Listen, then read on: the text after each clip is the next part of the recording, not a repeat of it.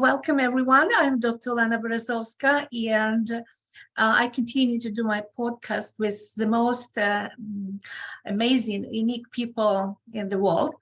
And of course, all my guests are very unique. And today I would like to present you also the person I met recently, but actually that amazed me with the more I know about him, the more I was amazed. So my actual guest is Dr. Erich Steinbock from Switzerland and also from United States. And I will tell you a few words about him, but hi, Erich, nice to meet you. Olena. And I really thank you for joining me in this podcast. And I'm going to tell you a few words about Erich, but more information you will have information about this video. So you just scroll down and you'll see more information about Dr. Steinbock. So I'm actually have to read because I don't want to miss any important information about this wonderful speaker. So Dr. Steinbock actually has extensive career in the hospitality industry, but also he's actually has education in psychology, and he has Ph.D. On psychological topic. And I'm gonna tell you more, just one second. Okay, so he's a distinguished professor at the Swiss Hotel Management School in Leysin, Switzerland, and he continues his consulting practice in hospitality industry. He actually served as the regional vice president and managing director at Rosewood Hotels and Resorts in Saudi Arabia, and also as an area managing director as Carlyle Hotel in New York City. He also spent his career mostly at the Ritz-Carlton Hotel Company, including the position of general manager and also as a global vice president of food and beverage. And as I mentioned, he actually studied and completed his Ph.D. study at Iowa State University, and his work was named Emotional Intelligence Competencies for Success in Early Hospitality Career. What I want to say, I like travel, and I usually like when I spend my time when I'm traveling hotels. And for me, it's very important to feel comfortable, like at home. And that's what you're doing. It's actually about building relationship with customers and people who work in hotel and making our life comfortable. And I never met any other person who would pay so much attention on emotional intelligence and teaching the staff to be friendly, to be caring, to actually care about us customers of hotels. And thank you very much for what you're doing. So I'm giving you a word. Sorry, I'm talking a lot, but it's just the beginning, but I want to hear from you. And we choose this, I would say, not complicated, but not simple topic of our conversation. It's about emotional intelligence and also well-being. And I'm sure many people are confused how to interpret this. What is the meaning of emotional intelligence? And actually, what is the meaning of well-being? And if you can tell me more about emotional intelligence, because I'm sure many people have no idea what it is and think it's about your, I don't know, some kind of level of brain, but I would like you to explain more to people what is actually emotional intelligence.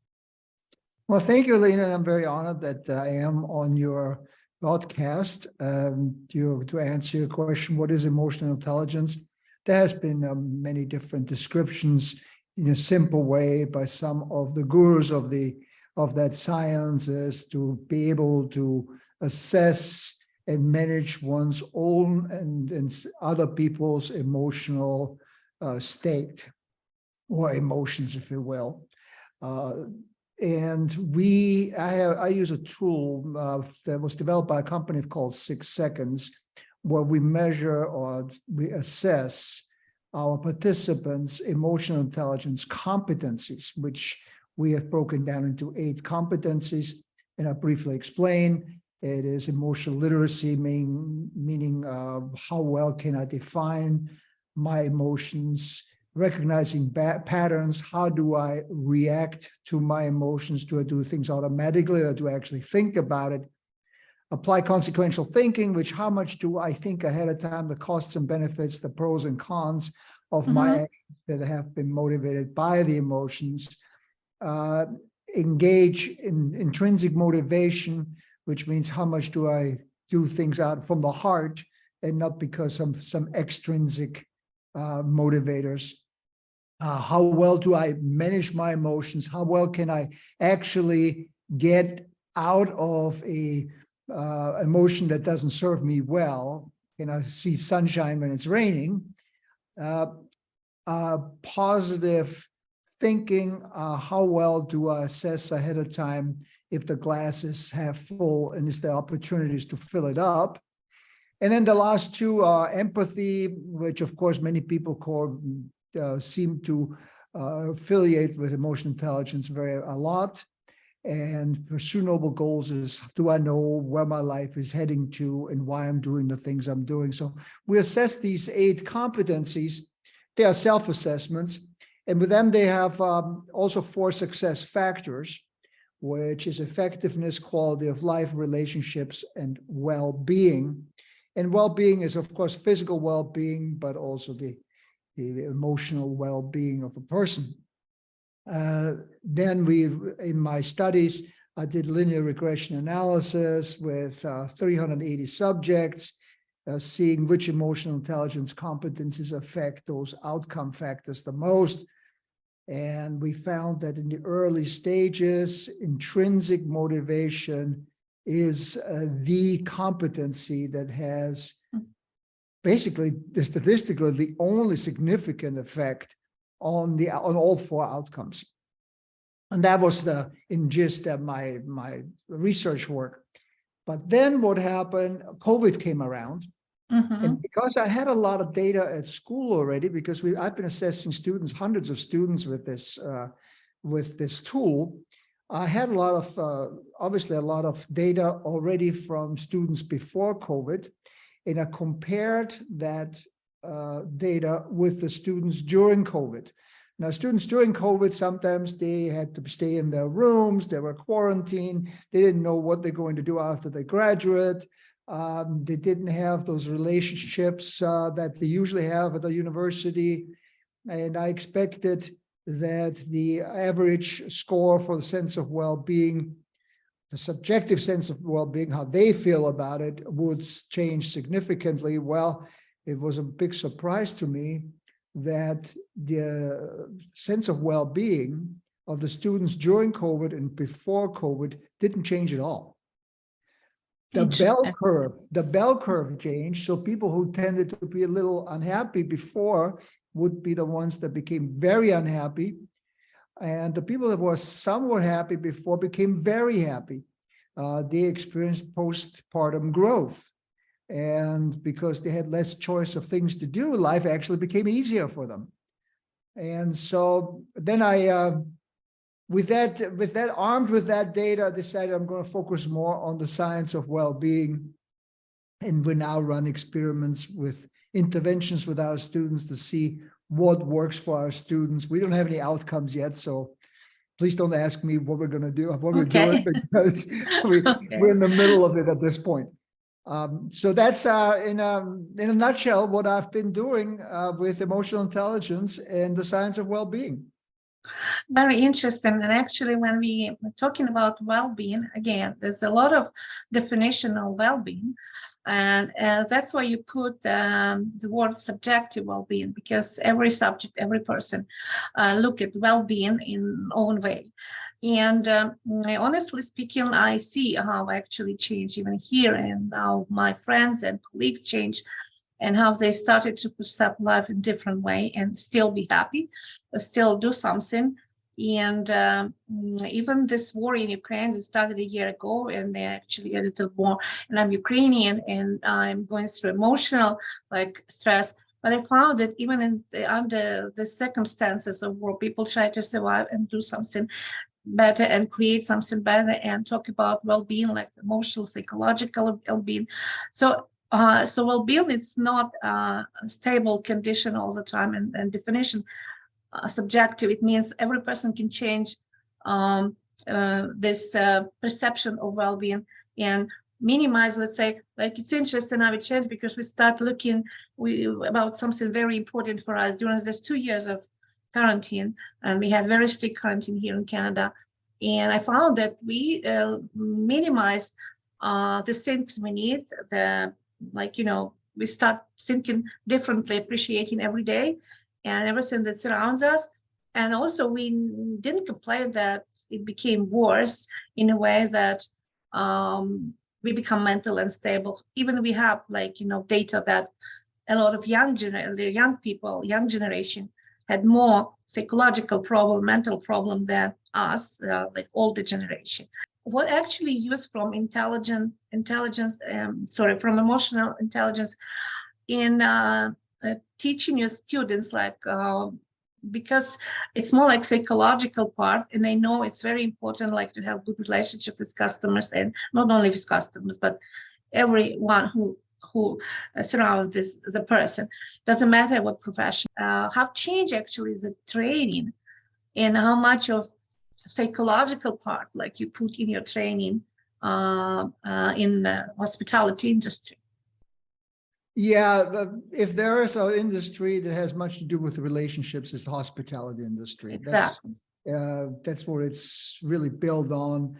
And one can actually measure how well guests feel about themselves staying at a hotel or eating in a dining room by how well the employees get along with each other.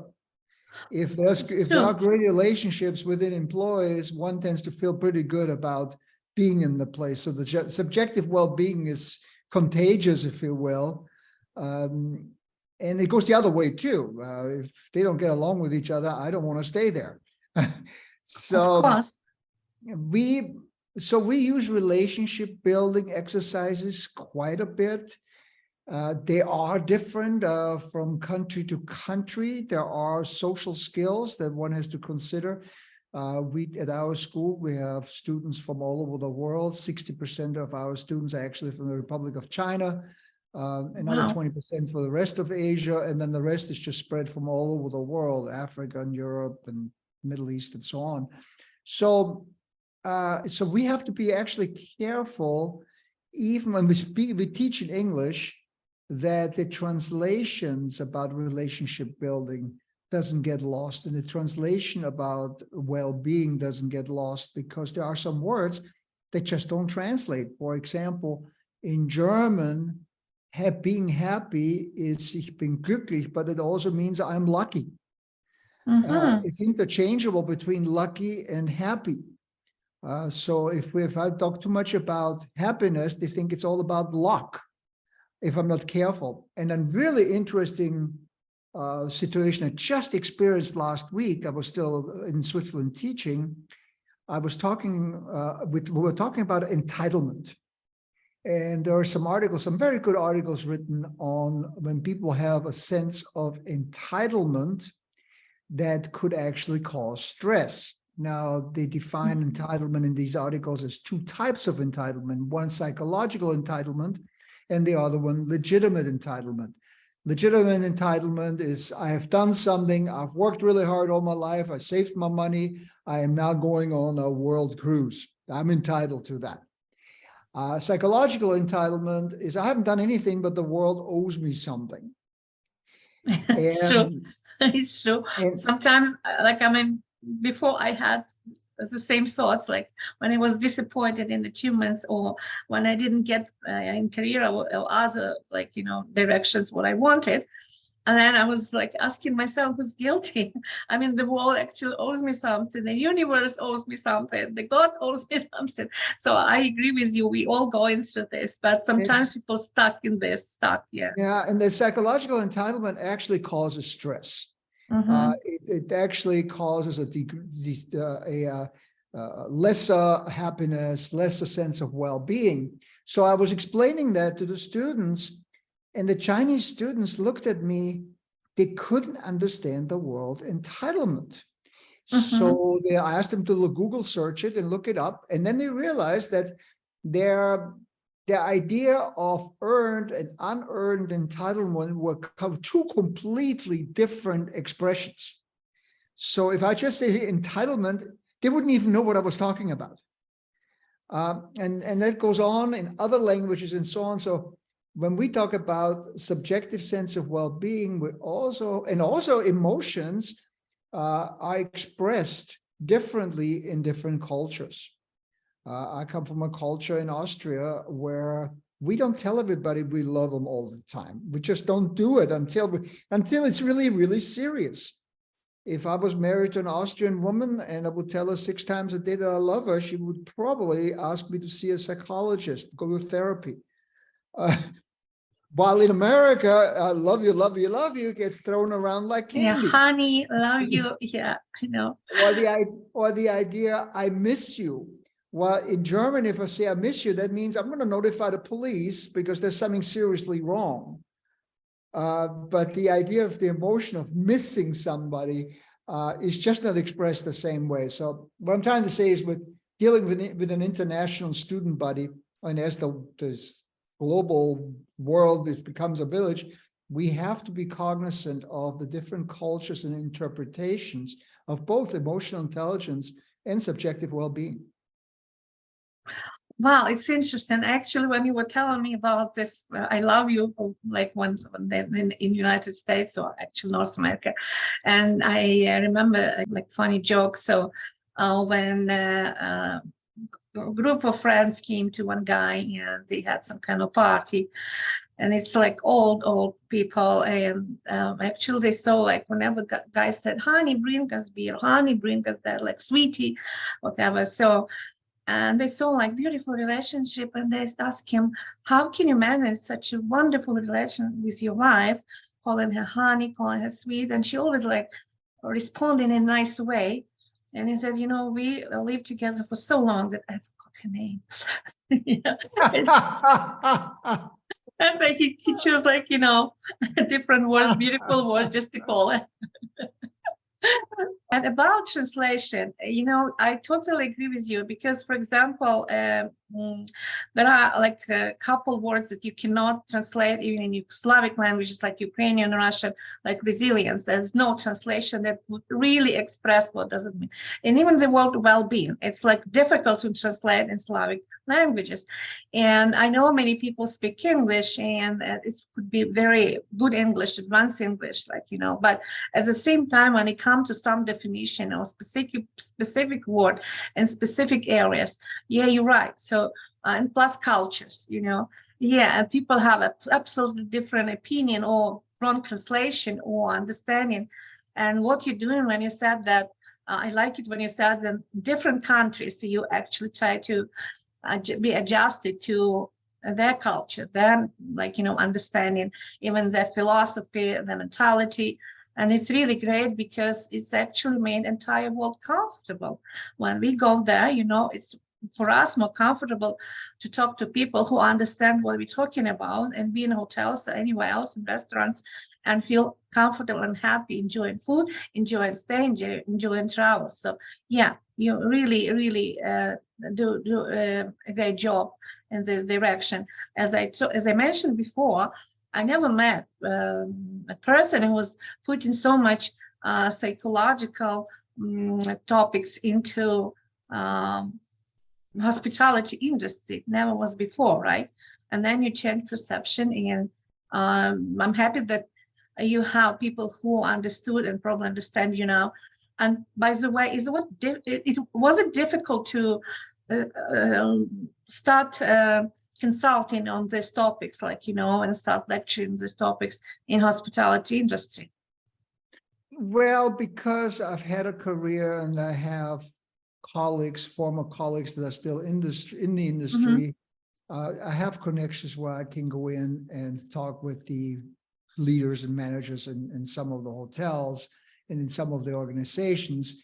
It makes it easier. And I usually mention my sessions as leadership sessions, because I don't think if I mention just emotional intelligence sessions or well-being sessions, they would be received the same way. Unfortunately, we've become leadership addicted. Addicted to that word.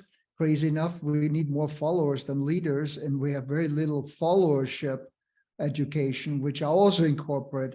But when I do my seminars and my workshops and at school, my goal is for the participants to get to know themselves a little bit better. Because if somebody knows themselves better, then they have a better impact typically on the people around them, which makes them better leaders and better followers, which are not mutually exclusive. Not everyone could be a leader. And wait a minute, I'm the leader. I'm the one that says when we go. Here we go. Mostly, we need more followers, because if we are leaders, we have to share with people, and not everyone could be a leader. But at the same time, if the leader supports you and you have a core who supports you, it's very important. Yeah, because I was taking this strengths character test from University of Pennsylvania when I was taking my courses in psychology. And it's interesting that I knew who I am, and I knew my strengths, but when I took a test, number one, the dominant is leadership. Wow. I knew I'm a leader, but but why actually I was surprised, because I had from many people, especially enemies, who actually tried to diminish me, like become my enemies. I don't like this word. I don't have enemies, but they try to be my enemies. They always were telling me, to be a leader, it's not good, because you're not like everyone. You have to be like on the top, and that's why I had questions even regarding my strengths. I said, maybe I'm wrong. Maybe I shouldn't show that I'm a leader. And also another strength is forgiveness and mercy, the second one. And people say, oh, you're too soft. You forgive everyone. You give everyone a second chance, a third chance. Why? It's like you're soft. It's not your strengths. And then the test showed me that, it's my positive strengths, because not too many people can forgive. Another one, it's social intelligence. Like you have emotional intelligence, like social intelligence, my strengths, the very high level strengths. And it says, I love people, I love society, I like to help people, and it's another part. That's why, it's very important to people know who they are. And also regarding emotional, coming back a little bit to emotional intelligence, why it wasn't accepted? I think because the word intelligence is a little bit tricky, because people think it's only for well-educated people. And I know what I feel, what I express, so maybe I don't need any training in intelligence, like to be intelligent as emotionally, right? And also the people do not understand it's not just emotion, it's actually perception of you through and showing the feelings, showing emotion. It's actually motivation, right? And it's dealing with stress, dealing with some problems you're facing. So it's really worth to read, but to be trained. But some people, when they look at this IQ, I don't like IQs. I think it's not for me. But yeah, I don't like any test like that, because I cannot express myself. I mean, I know it has some meaning. It's important in some direction. I never took IQ test, not because I'm afraid to fail and have a low level. I know who I am, but it's not a different one. I just don't like any tests and exams. But when I started reading about emotional intelligence, I realized why people try to it's not for me, because usually they call it EQ test or EI test. And again, I need to go through this validation of myself and who I am. And it's wonderful that there are people like you who says, no, it's nothing scary. It's actually all about you. It's about your emotions. It's about other wonderful things of your personality. You just need to know who you are and continue to improve in a direction you want to improve. And people say any industry, it's all about money. It's about business. It's not about people. And then you say, no, it's about people. That's why I'm teaching. It's amazing. So we come into the end of our podcast. And what would you like to tell people about this emotional intelligence and well-being? Like summarize what they should take from our podcast or from a conversation. Oh, well, thank you very much. It's been a real pleasure spending some time with you. You talked about IQ, and although I have no data on that, I doubt very much that there's a correlation of IQ and well-being. I think people with low IQ could be just as happy as people Yeah. with high IQ can be miserable.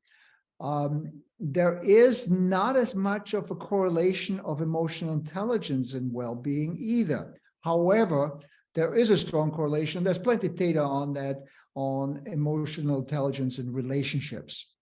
And relationships, if we look at Seligman's PERMA model, relationship plays a huge part in well-being. And some say it's the most important part. Others argue that, but it most certainly is part of subjective well-being, of how good are my relationships. And emotional intelligence does help building solid, deep relationships. Wonderful, wonderful. Thank you very much for coming to my podcast, and I think we had very interesting conversation, and I'm sure we'll have more meetings like that and discussing many other subjects and topics, and really thank you very much, especially knowing that you in a hurry, you're leaving for United States in a couple of days. Yes. And I caught you right, on time. Yep. Yeah, I'm still in Europe now. Yep. Yeah, and thank you very much. Olena, thank you very much. It's such a pleasure. Hope to see you again sometimes. Okay, bye-bye.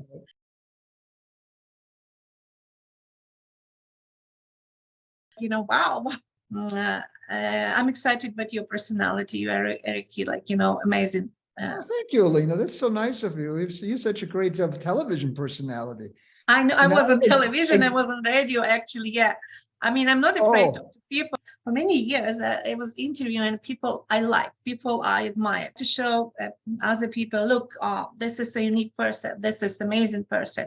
This is a positive person. And you should learn something from this person. Olena, I have to congratulate you of the interest that you have created with your post in the Positive Psychology Association newsletters. Seems like a lot of people are interested in contributing. Yeah, actually, the next 2 weeks are full with the records. So I have sometimes 2-3 records. I'm amazed because I wasn't expecting such a wonderful reply, and I'll tell you, every person who wrote me, it's different, completely different, and interesting topics. Mm-hmm. So we're gonna have many different topics, and wonderful.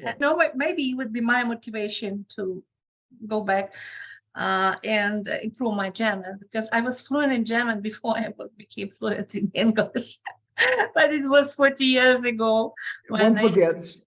I know it's somewhere in the memory, because when I watch German movies, I can understand a lot, but I'm not so fluent, and I can read, but I'm not so fluent in answering like before.